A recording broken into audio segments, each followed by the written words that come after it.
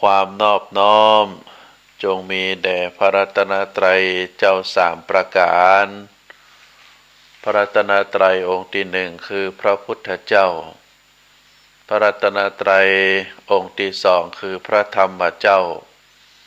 พระรัตนตรัยองค์ที่สามคือพระอริยสังฆเจ้า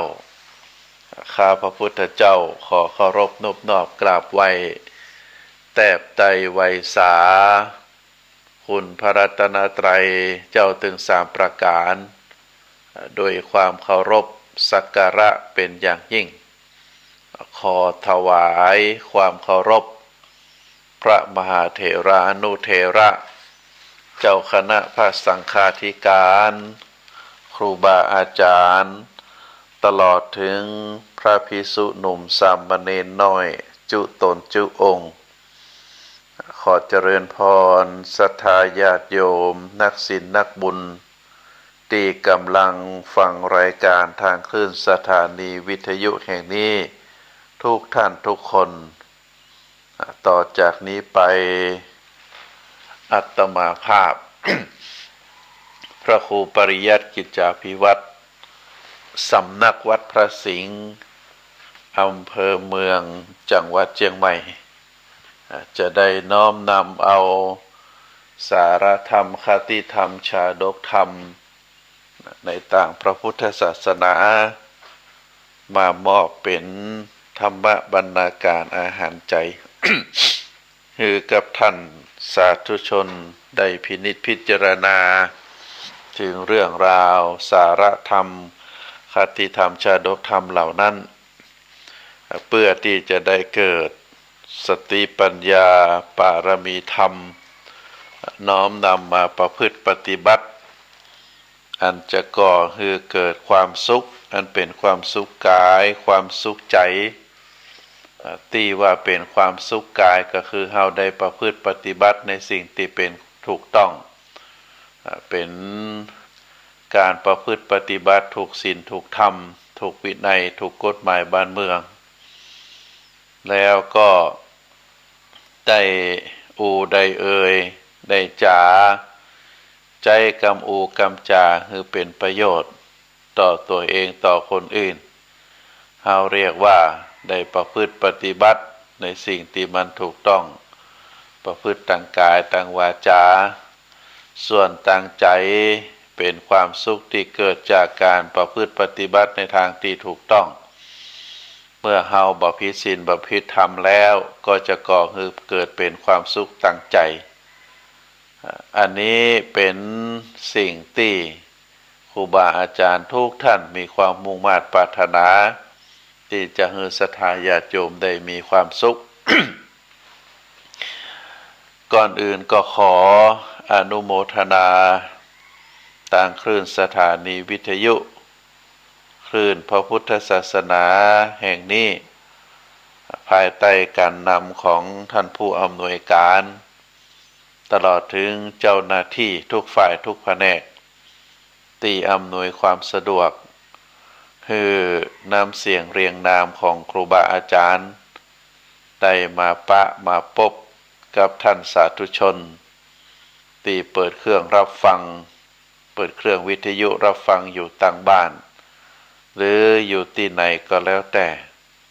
ก็ถือว่าเป็นโอกาสอันดีที่เราจะได้รับฟังได้ยินในสิ่งที่มันเป็นประโยชน์นะบางครั้งบางคราวเราเคยฟังมาแล้วก็ลืมเลือนไปบางครั้งบางคราวยังบ่เคยได้ยินได้ฟังเตื้อบางครั้งบางคราวเคยได้ยินแล้วจำได้แล้วแต่บ่แน่ใจว่าที่จำมาได้นั้นมันเป็นหลักการที่ถูกต้องหรือได้ผิดเพี้ยนไปเล็กน้อยเราก็จะได้ปรับทัศนคติปรับความรู้ปรับจิตปรับใจให้สอดคล้องกับพระธรรมที่องค์สมเด็จพระสัมมาสัมพุทธเจ้าได้สั่งสอนไว้อันนี้เป็นสิ่งที่เราท่านทั้งหลายได้ตั้งใจในการรับฟังจากครูบาอาจารย์ที่ได้อูได้เอ่ยในแต่ละท่าน แต่ละวันตวาอาตมาได้กล่าวถึงว่าหลักธรรมคำสอนขององค์สมเด็จพระสัมมาสัมพุทธเจ้าทุกเรื่องทุกประการที่เราได้ฟังได้ประพฤติปฏิบัติเพื่อที่เราจะใช้ปัญญาพิจารณาถึงสิ่งที่เราได้กระทำลงไปได้อูลงไปได้ประพฤติปฏิบัติลงไป ว่าเป็นพระธรรมคำสอนขององค์สมเด็จพระสัมมาสัมพุทธเจ้าก็เพราะว่าหลักธรรมแต่ท่านสาธุชนก็จะต้องเป็นไปเมื่อผู้หนึ่งผู้ใดได้ประพฤติปฏิบัติแล้วถ้าประพฤติปฏิบัติแล้วทำให้ความโลภความโกรธความหลงที่เราเรียกว่ากิเลส ได้ลดน้อยถอยลง อันนั้นถือว่าเป็นธรรมะของพระพุทธเจ้าถ้าประพฤติปฏิบัติน้อมนำมาประพฤติปฏิบัติแล้วเป็นไปเพื่อลดกิเลสลดความโลภความโกรธความหลงทำให้มีสติปัญญาเข้าใจในหลักสัจธรรมทำให้มีสติปัญญาเข้าใจในหลักสัจธรรมอันนั้นถือว่าเป็นคำสอนของพระพุทธเจ้าจุดใหญ่ใจความก็คือลดกิเลสบ่ได้เพิ่มกิเลสประการที่สองเรื่องใดๆก็แล้วแต่ทุกเรื่องทุกราวทุกสิ่งทุกประการถ้าเราประพฤติปฏิบัติแล้วมันเป็นความสุขอันเกิดจากความสุขตึงตั้งกายตั้งใจอันนั้นเป็นเรื่องธรรมะของพระพุทธเจ้าแต่ถ้าประพฤติปฏิบัติแล้วมันเป็นความทุกข์เกิดความทุกข์ตึงตั้งกายและก็ตั้งใจอันนั้นบ่ใช่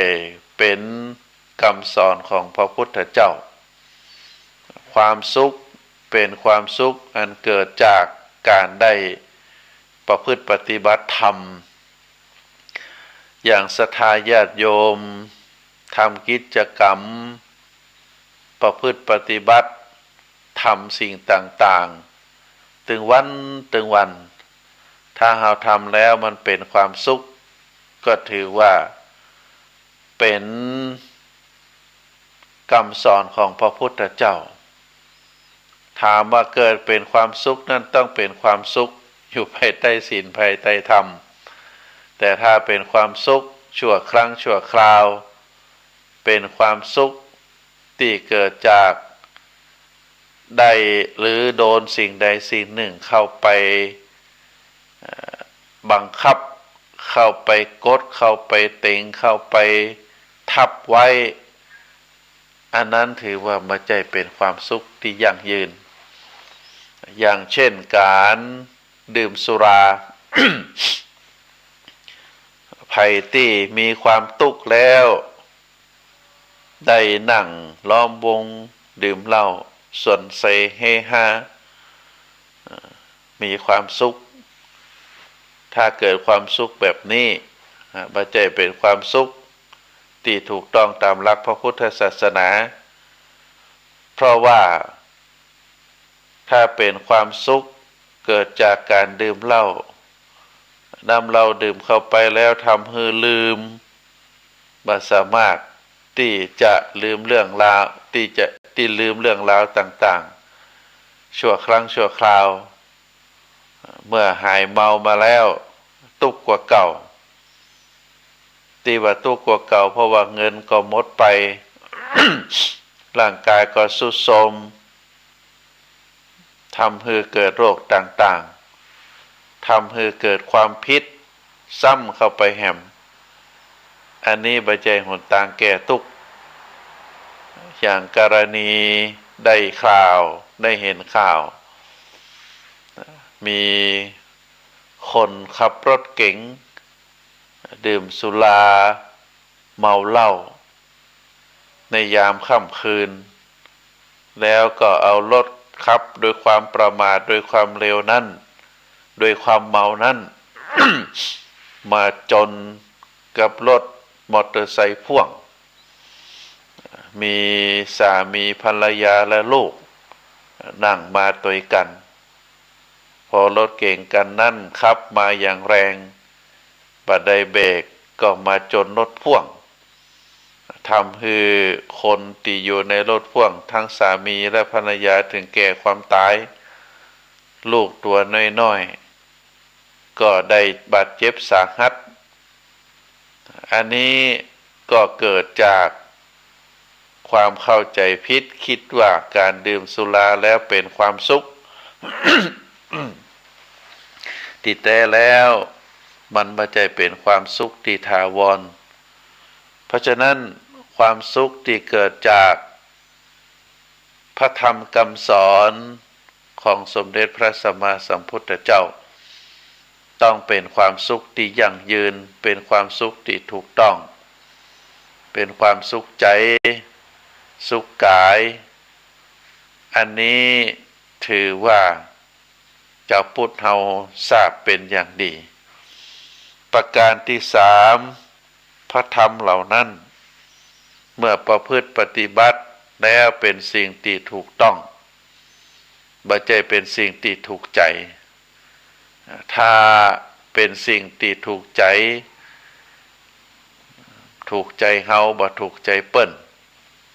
ถูกใจแห้งบ่ถูกใจกาอันนี้ก็ถือว่าบ่ใช่เป็นพระธรรมคำสอนถ้าเป็นสิ่งที่ถูกต้องถูกศีลถูกธรรมถูกกฎหมายถูกประเพณีวัฒนธรรมอันนี้ก็ถือว่าเป็นหลักคำสอนในทางพระพุทธศาสนาแล้วก็ประการต่อมาก็คือเมื่อเฮาประพฤติปฏิบัติแล้ว สิ่งที่กระทำลงไปกรรมที่อูลงไปบ่ได้เบียดเบียนตนเองบ่ได้เบียดเบียนคนอื่น อันนี้ก็ถือว่าเป็นพระธรรมคำสอนแต่ถ้าทำลงไปแล้วเบียดเบียนตัวเองคือได้รับความทุกข์คือได้รับความทรมานคือได้รับความยากความลำบากแล้วก็ทำให้คนอื่นเบียดเบียนคนอื่นคือได้รับความทุกข์ความทรมานอันนี้ก็ถือว่าบ่ใช่เป็นพระธรรมคำสอน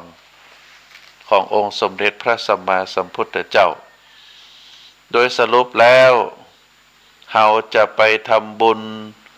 สุนทานเราจะไปทำงานบ่ว่าจะเป็นงานส่วนตัวทำงานเอกชนทำงานบริษัทหรือเราจะดูแลครอบครัวดำเนินกิจการภายในครอบครัวของตัวเอง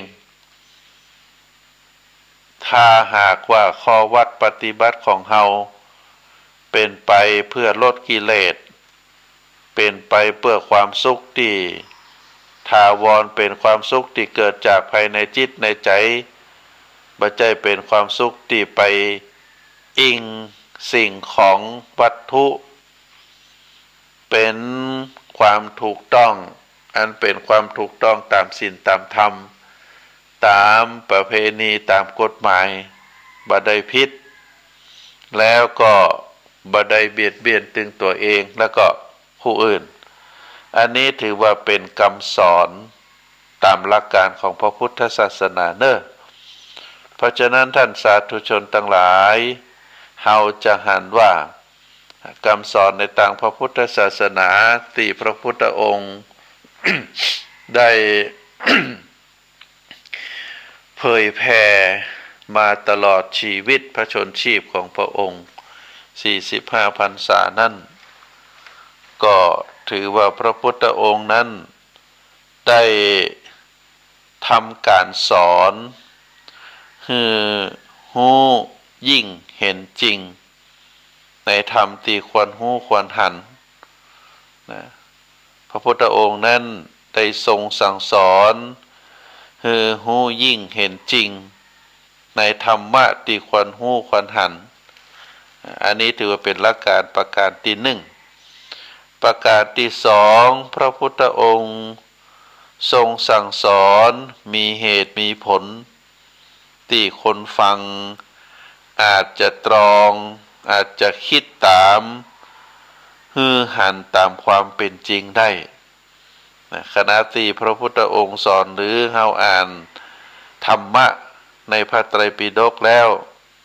ก็เป็นเหตุผลที่คนอ่านคนฟังได้ตรีตรองด้วยสติปัญญาแล้วก็หันตามความเป็นจริงประการที่สามพระพุทธองค์ทรงสอนให้คนทั้งหลายนั้นเป็นสิ่งที่เป็นอัศจรรย์ที่ผู้ปฏิบัติย่อมได้รับผลตามสมควรแก่การปฏิบัติสามหลักการนี้เป็นการสอนของพระพุทธเจ้าคือหูเห็นตามความเป็นจริงในธรรมที่ควรหูควรหันมีเหตุผลที่ผู้ฟังผู้ประพฤติตามแล้วหันตามความเป็นจริงแล้วก็การสอนพระพุทธองค์สอนแล้วนั้นก็เป็นอัศจรรย์ที่ให้ผู้ฟังผู้ประพฤติปฏิบัติตามได้ผลอันสมควรแก่การปฏิบัติ อันนี้ถือว่า เป็นหลักการในทางพระพุทธศาสนาเพราะพระพุทธองค์ได้ทุ่มเทพระวรกายทรงสั่งสอนโดยการปฏิบัติโดยการปฏิบัติเป็นการเปลี่ยนหลักคำสอนเดิมแล้วก็มาถือปฏิบัติเป็นหลักคำสอนใหม่ได้มีการแปลงหลักคำสอนเก่าที่บ่ดีก็ให้ดีขึ้นมีความหมายที่เป็นสิ่งที่ถูกต้องแล้วก็แห่งประการหนึ่งก็ถือว่าได้สั่งสอนหลักการใหม่ที่บ่มีใครเคยสอนมาก่อนพระพุทธองค์ก็ได้นำเอาหลักการเหล่านั้น มาสั่งสอนมาชี้แจงแสดงให้เจ้าพุทธเฮาได้เข้าใจเฮาก็ถือว่าเป็นเรื่องที่ถูกต้องที่พระพุทธองค์ได้หันความสำคัญของสิ่งต่างหลายโดยเฉพาะสัจธรรมที่เกิดขึ้นมาในโลกใบนี้ ยังบ่มีไผได้หันยังบ่มีไผได้ฮู้เมื่อพระพุทธองค์ได้ตรัสรู้แล้วรู้หลักธรรมทั้งหลายเหล่านั้นแล้วก็มาเอามาชี้แจงเอามาแสดงเอามาพร่ำสอนให้คนทั้งหลายมนุษย์ตลอดถึงพระสงฆ์อุบาสกอุบาสิกาได้ฮู้ได้เข้าใจในหลักสัจธรรมทั้งหลายเหล่านั้นในการสอน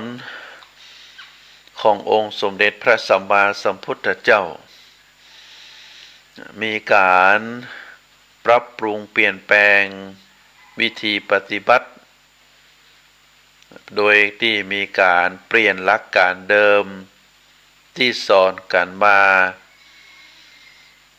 โดยเฉพาะในศาสนาพราหมณ์ศาสนาพุทธเกิดที่หลังศาสนาพราหมณ์พระพุทธองค์ได้หันว่าข้อวัดปฏิบัติในศาสนาดั้งเดิมเป็นสิ่งที่จะต้องแก้ไขเป็นสิ่งที่จะต้องชี้แจงให้เจ้าพุทธได้เข้าใจว่าการประพฤติปฏิบัติเป็นสิ่งที่บ่ถูกต้อง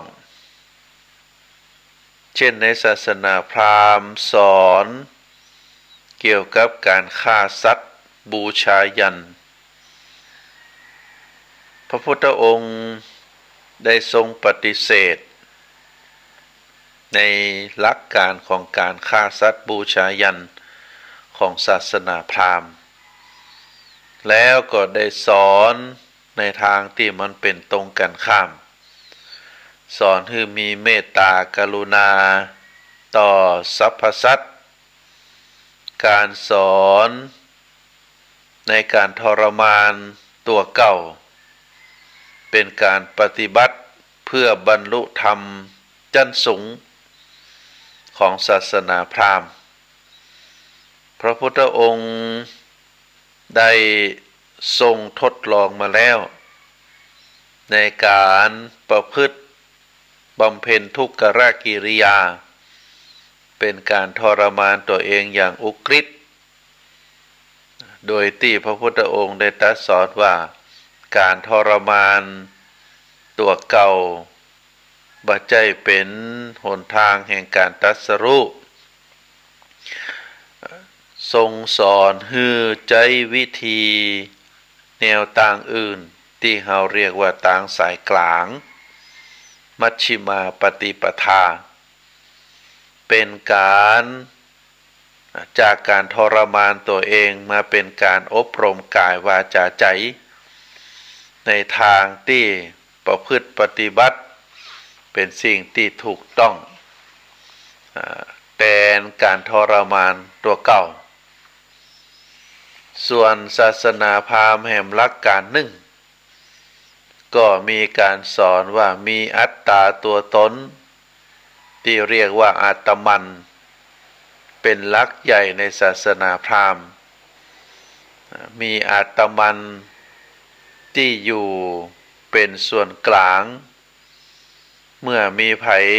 ได้ประพฤติปฏิบัติแล้วล้มหายตายจากไปก็จะไปเกิดในอาตมันของศาสนาพราหมณ์พระพุทธองค์ ได้ทรงสอนในตามแนวทางที่เป็นตรงกันข้ามทรงสอนว่าอนัตตาแปลว่าบ่ใช่ตัวบ่ใช่ตนบ่มีอัตตาตัวตนเขาเรียกว่าเป็นอนัตตาเพื่อบ่ให้ยึดมั่นถือมั่นตัวตนที่ใจว่านี่คือเฮานี่ของเฮาแต่ก็คือเป็นความคิดว่าทุกสิ่งทุกอย่างนั้นเกิดมาจากเหตุจากปัจจัยอย่างตัวตนคนเฮาเกิดมาจากธาตุสี่เมื่อเกิดขึ้นมาแล้วก็จะตกอยู่ในกฎไตรลักษณ์มีเกิดขึ้นในเบื้องต้นแปรปรวนในท่ามกลางมีการสูญสลายไปในที่สุดอันนี้เป็นหลักอนิจจังเกิดขึ้นมาแล้วทุกสิ่งทุกอย่างตัวตนเฮานั้นเป็นสภาพที่ทนได้ยากเป็นความทุกข์หิวก็เป็นทุกข์บ่ได้รับก็เป็นทุกข์บ่ได้รับประทานอาหารก็เป็นทุกข์เป็นทุกข์ที่สภาพทนได้ยากเราจะต้องปรับจะต้องเปลี่ยนเพื่อที่จะให้คลายจากความทุกข์ทั้งหลายเหล่านั้นส่วนกฎไตรลักษณ์อันที่สามก็คืออนัตตาที่ว่ามาบ่ใช่ตัวตนที่แท้จริงบ่ควรจะเข้าไปยึดมั่นถือมั่นเพราะว่าเมื่อถึงวาระสุดท้ายชีวิตทุกชีวิตก็จะถึงหลักเกณฑ์แห่งความดับสูญตัวตนของเฮาบ่สามารถที่จะไปบังคับตามความต้องการของเฮาได้อย่างเช่นเฮามีร่างกายแข็งแรงเฮาชอบอยู่ว่าขอให้เป็นลักษณะวัยนี้เป็นลักษณะเต้าอี้บ่ฮือแก่บ่ฮืออ้วนบ่ฮือผอมมันก็เป็นไปบ่ได้เป็นไปตามเหตุตามปัจจัย บางคนก็อายุยังน้อยแต่ก็ได้รับความเจ็บไข้ได้ป่วยเฮาก็ห้ามมาได้บางคนอายุนักพอแก่มาแล้วสัพพโลกก็เกิดขึ้นถามหาบางทีบางครั้งเฮาก็จำเป็นต้องทนทุกข์ทรมานอันนี้เพราะว่าเป็นอนัตตาเฮาบังคับบ่ได้ที่พระพุทธองค์ได้ทรงตรัสสอนในหลักการคำสอนตามที่ว่ามาเฮาก็จะหันว่าพระพุทธองค์นั้นมีความจำเป็นที่จะต้องเปลี่ยนหลักการที่สอนกันอยู่ในศาสนาดั้งเดิมก็คือเป็นการสอนในตรงกันข้ามก็จำเป็นจะต้องสอนเพื่อที่จะจูงใจให้คนในสมัยนั้นได้เข้าใจหลักที่แท้จริงในทางพระพุทธศาสนานักยิ่งขึ้นประการที่สองคำสอนในทางศาสนาพุทธของเฮานอกจากจะสอนในทางตรงกันข้ามของศาสนาเดิมแล้วก็มีการปรับเปลี่ยนเฮาเรียกว่ามีการคัดแปลงของเก่าให้ดีขึ้นโดยอธิบายมีความหมายอันใหม่พ่องโดยฮือเหตุฮือผลไปสนับสนุนพ่องอย่างเช่นศาสนาพราหมณ์มีคำสอนไว้ว่าพราหมณ์ที่ได้เป็นพราหมณ์นี้ชื่อว่าเป็นผู้ประเสริฐโดยชาติกำเนิดก็คือเกิดมาจากบิดามารดาอยู่ในวรรณะพราหมณ์พราหมณ์แปลว่าผู้ประเสริฐที่ได้ชื่อว่าประเสริฐเพราะว่ามีชาติกำเนิดเกิดมาจากพ่อและแม่ที่เป็นพราหมณ์อันนี้เป็นหลักคำสอนที่ศาสนาพราหมณ์ได้สอนไว้ก็เป็นการหักมุมว่าคนที่เกิดในวรรณะอื่นบ่มีความประเสริฐเฉพาะวรรณะพราหมณ์ก็คือพ่อแม่ที่เป็นพราหมณ์เท่านั้นแต่พระพุทธองค์ได้ทรงอธิบายใหม่ว่าคนเฮาบ่ได้เป็นพราหมณ์หรือเป็นผู้ประเสริฐเพราะชาติตระกูลคนเฮาที่เกิดมานั้นบ่ได้เป็นพราหมณ์หรือเป็นผู้ประเสริฐเพราะชาติตระกูลแต่เป็นผู้ประเสริฐเพราะการกระทำหรือความประพฤติอันนี้พระพุทธองค์ได้สอนประการต่อมาศาสนาพราหมณ์สอนว่าคนทุกคนที่นับถือศาสนาพราหมณ์จะต้องลงไปอาบน้ำในแม่น้ำศักดิ์สิทธิ์แล้วจะบริสุทธิ์จากบาปได้น้ำที่ถือว่าเป็นน้ำบริสุทธิ์เป็นความเชื่อก็คือน้ำคงคาเป็นแม่น้ำใสใหญ่เกิดมาจากภูเขาหิมาลัยน้ำแข็งได้ละลายแล้วก็เป็นแม่น้ำใสใหญ่ในเมืองปาราณสีแล้วก็ผ่านไปหลายดินแดนแม่น้ำสายนี้ศาสนาพราหมณ์เชื่อว่าเป็นแม่น้ำศักดิ์สิทธิ์ในแต่ละปีหรือทุกคนที่นับถือศาสนาพราหมณ์จะต้องลงไปอาบไปดำไปกินเมื่อไปอาบไปดำไปกินแล้วบาปกรรมที่เคยกระทำมาก็จะหมดไป ชำระด้วยน้ำในแม่น้ำคงคาอันนี้เป็นหลักการเดิมของศาสนาพราหมณ์แต่พระพุทธองค์ได้ทรงสั่งสอนว่าคนเฮาจะสะอาดจะบริสุทธิ์จากกรรมจากบาปที่ได้กระทำไว้บัดใจไปอาบในแม่น้ำคงคาแต่สอนให้อาบน้ำในแม่น้ำคือศีลห้าข้อคือจะต้องนำตัวตนตั้งอยู่ในศีลในธรรมเริ่มปฏิบัติโดยการงดเว้นกรรมบดีพฤติกรรมบดีแล้วก็นำพาตัวเองประพฤติปฏิบัติรักษาศีลรักษาธรรมประเมินเท่าใดตนตัวเฮานั้นก็จะบริสุทธิ์ก็สะอาด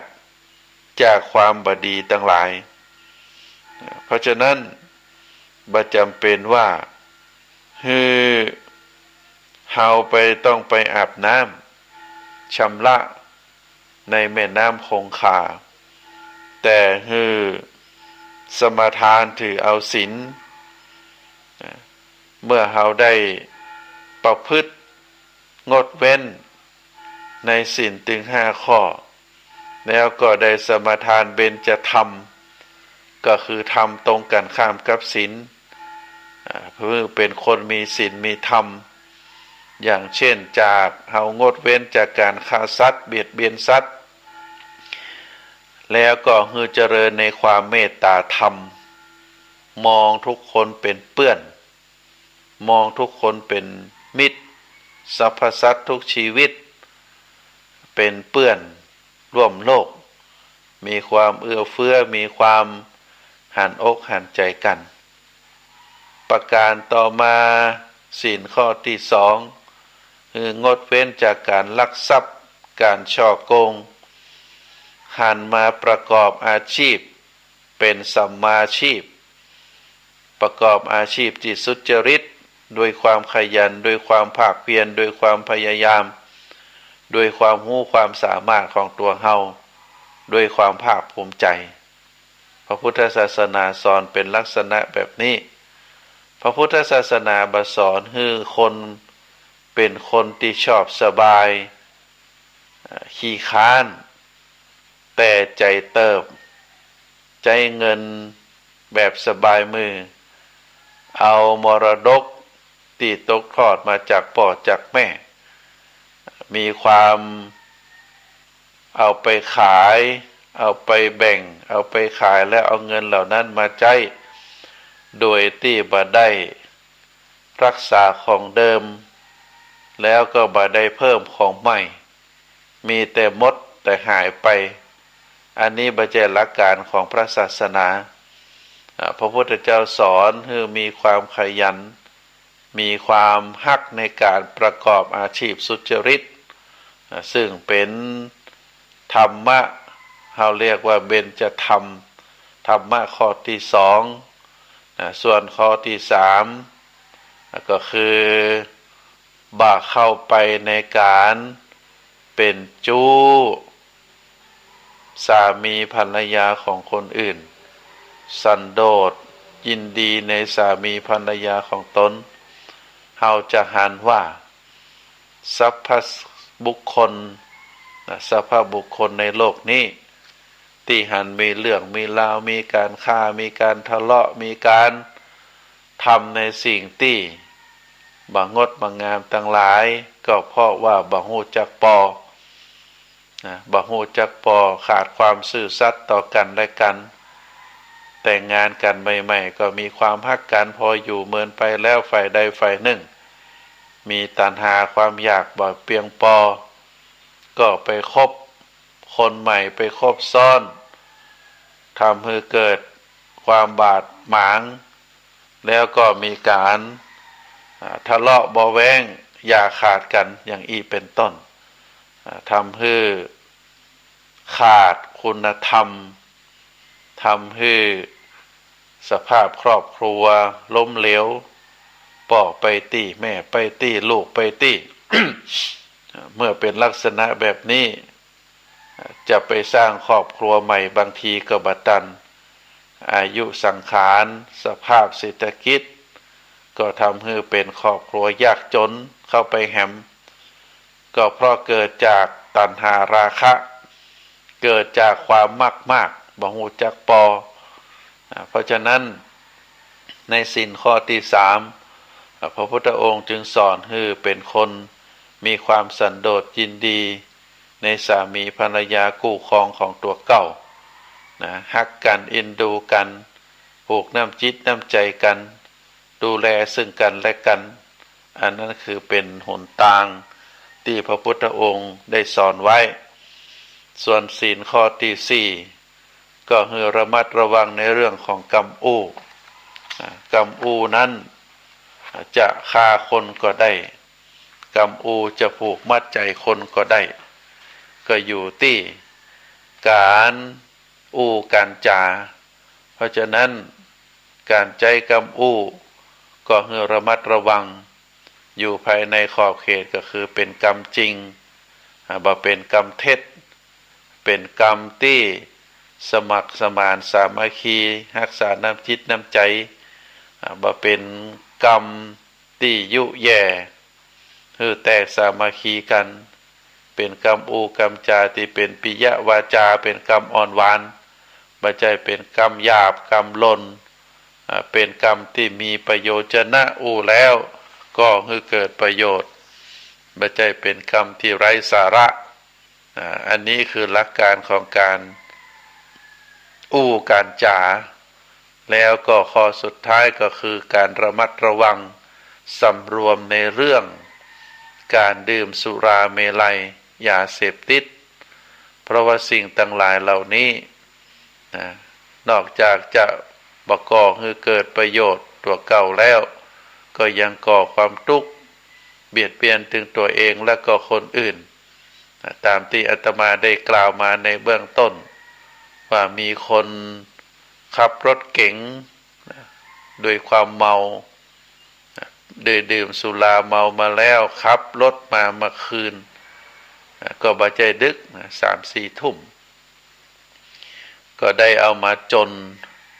รถมอเตอร์ไซค์พ่วงก็ทำให้สามีภรรยาเสียชีวิตลูกน้อยที่นั่งรถกันมาก็บาดเจ็บอยู่โรงพยาบาลอย่างที่ได้กล่าวมาก็เพราะว่าความเมาเข้าใจว่าเมานั้นทำให้คลายทุกข์เข้าใจว่าความเมานั้นเป็นความสนุกสนานรื่นเริงทำให้ความเมาเข้าใจว่าความเมานั้นเป็นสังคมของคนที่จะต้องกินต้องดื่มกันเป็นความสนุกสนานเป็นความผ่อนคลายแต่ในหลักการแล้วพระพุทธเจ้าพระพุทธศาสนาสอนว่าเป็นอบายมุขเป็นหนทางแห่งความเสื่อมอย่างกรณีที่ว่ามาบุคคลคนนั้นที่ได้เอารถเก่งไปจนรถมอเตอร์ไซค์พ่วงทำให้คนได้เสียชีวิตถึง2 คน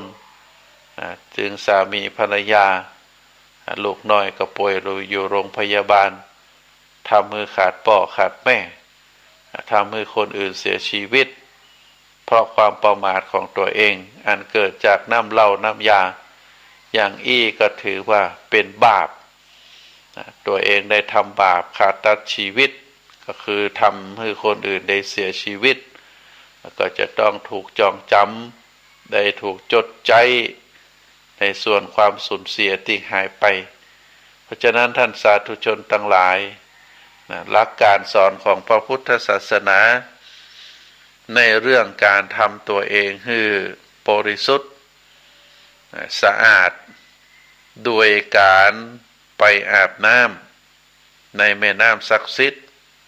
อันนี้บ่ใจพระพุทธองค์ได้สอนว่าคนจะสะอาดจะบริสุทธิ์ก็โดยการสมาทานศีลอาบน้ำคือศีลนำตัวนำตนอยู่ในศีลธรรม แล้วก็จะสะอาดจะบริสุทธิ์เองโดยการใจเวลาใจพฤติกรรมได้สมาทานศีลถึง5 ข้อแล้วก็ได้ปฏิบัติธรรมถึง5 ข้อที่ว่ามานะก็คือ1ว่าคือมีความเมตตานะธรรมะ5 ประการเขาเรียกว่าเบญจธรรมมีความเมตตาต่อสรรพสัตว์แล้วก็มีความขยันหมั่นเพียรประกอบสัมมาชีพอาชีพที่สุจริต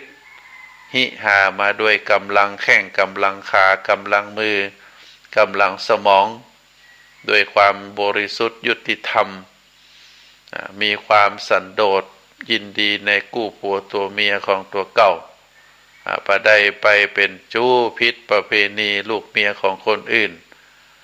มีความสัจจะอูกรรมจริงกรรมแท้อูกรรมที่เป็นประโยชน์อูกรรมที่เป็นปิยวาจาอูกรรมที่ก่อให้เกิดสมัครสมานสามัคคีแล้วก็เป็นถ้อยคำที่มีประโยชน์แล้วก็อันสุดท้ายก็คือตั้งตัวอยู่ในความบ่ประมาทกระทำอย่างทุกสิ่งทุกอย่างบ่ว่าจะเป็นกรรมที่อู้บ่ว่าจะเป็นการกระทำกรรมที่อู้อย่างก็แล้วแต่มีสติกำกับอยู่ตลอดเวลาบ่ประมาทคนเฮาประมาทเพราะว่าขาดสติสิ่งที่ทำคือขาดสติก็คือน้ำดื่มที่เป็นสุราเมลัยตลอดถึงยาเสพติดต่างหลายนะก็ทำให้เฮานั้นขาดสติได้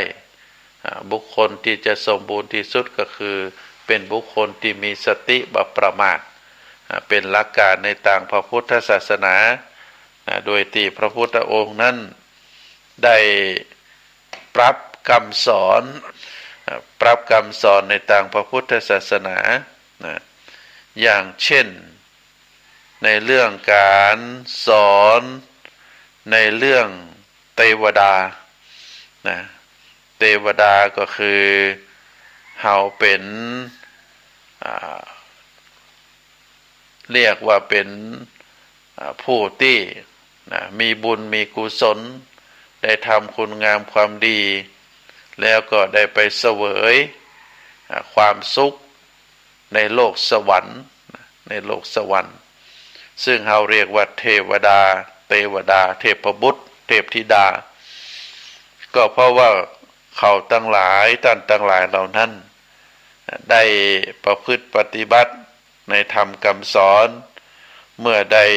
เสียชีวิตไปก็ได้ไปอุบัติเกิดเป็นเทวดาแต่ว่าพระพุทธองค์ได้สอนว่าบางทีบางครั้ง เรา จะหวังเป็นเทวดาก็เป็นความหวังที่ดีแต่ก็จะต้องประพฤติปฏิบัติในหลักการของความเป็นเทวดาคือมีหลักธรรมเราเรียกว่าเทวธรรมที่จะทำให้คนเป็นเทวดานั้นก็คือมีความละอายแก่ใจเราเรียกว่าหิริความละอายแก่ใจโอตตัปปะความเกรงกลัวต่อบาปไผที่ประพฤติปฏิบัติธรรม2 อย่างนี้หิริโอตตัปปะอย่างเคร่งครัดอย่างอุกฤษผู้คนนั้นก็ชื่อได้เป็นคนดีเป็นเทวดาโดยมีธรรมะถึง2 อย่างที่ได้ประพฤติปฏิบัติยึดมั่นถือมั่นในธรรมะถึง2 ประการนี้เป็นคุณธรรมที่ประกันได้ว่าบุคคลคนนี้จะต้องเป็นเทวดาแน่นอนถึงแม้ว่ายังบ่ได้เสียชีวิตยังบ่ได้ถึงแก่กรรมเตื้อยังบ่ได้ลาจากโลกนี้ไปเตื้อแต่ว่าเพราะพฤติกรรมที่ได้ประพฤติปฏิบัติภายใต้ธรรมเราเรียกว่าเทวธรรมก็คือหิริกับโอตตัปปะถึง2 ประการนี้เป็นคนที่มีความละอายต่อบาปต่อกรรมเข้าใจในแนวทางปฏิบัติว่าสิ่งที่มันบ่ถูกต้องผิดศีลผิดธรรมนั้นเป็นเรื่องที่น่าละอายน่าละอายต่อตัวเองน่าละอายต่อครอบครัว น่าละอายต่อบุคคลอื่นแล้วก็มีความเกรงกลัวต่อผลอันเกิดจากการกระทำในสิ่งที่บ่ถูกต้องกลัวต่อบาปกลัวต่อโทษอาญาก็จึงได้ตั้งตัวอยู่ในศีลในธรรมมีความหิริและก็โอตตัปปะถือว่าเป็นคุณธรรมที่เป็นเทวธรรมถึงแม้ว่าเฮายังบ่ตายแต่เฮาก็สามารถที่จะเป็นเทวดาในร่างมนุษย์ได้ภายใต้การประพฤติปฏิบัติในพระธรรมคำสอนขององค์สมเด็จพระสัมมาสัมพุทธเจ้าศรัทธาญาติโยมนักศีลนักบุญทั้งหลายการที่เฮาได้เกิดมาปะพระพุทธศาสนาแล้วก็ได้ยึดมั่นถือมั่นในหลักคำสอนก็วันนี้ได้อู้เอ่ยในหลักการที่ถูกต้องตามหลักการของพระพุทธศาสนาเฮาจะหันว่าพระธรรมคำสอนของพระพุทธเจ้านั้นสอนเพื่อให้ลดกิเลสสอนเพื่อที่จะให้เกิดความสุขอันเป็นความสุขถึงทางกายทางใจเป็นความสุขที่เกิดจากความถูกต้องถูกศีลถูกธรรมเป็นคำสอนที่ประพฤติปฏิบัติแล้วเป็นคำสอนที่ถูกต้องถูกธรรมถูกวินัยบ่เบียดเบียนตัวเองบ่เบียดเบียนคนอื่นอันนี้ถือว่าเป็นหลักธรรมคำสอนเนอะถ้าหากว่าเฮาประพฤติปฏิบัติอันใดหรือไปเจอสำนักในคนใดที่แนะนำทำให้เพิ่มกิเลสทำให้ก่อความทุกข์ทำให้ประพฤติปฏิบัติในเรื่องมันผิดศีลผิดธรรมผิดกฎหมายแล้วก็เป็นการเบียดเบียนตัวเองเป็นการเบียดเบียนคนอื่นอันนี้ถือว่าบ่ใช่หลักการของพระพุทธศาสนาก็ฝากศรัทธาญาติโยมได้พินิจพิจารณาปัจจุบันนี้สื่อสารเทคโนโลยีออนไลน์ต่างๆมีเป็นจำนวนนักมีการบอกกล่าวมีการเชิญชวน แป่งปุ้นแป่งเพ่ทำนั่นทำนี่ทำกิจกรรมนั้นทำกิจกรรมนี้บางทีเราต้องตรวจสอบต้องพอดีๆว่าที่เราจะเข้าไปร่วมกิจกรรม เข้าไปร่วมพิธีนั้นๆเป็นไปเพื่อลดกิเลส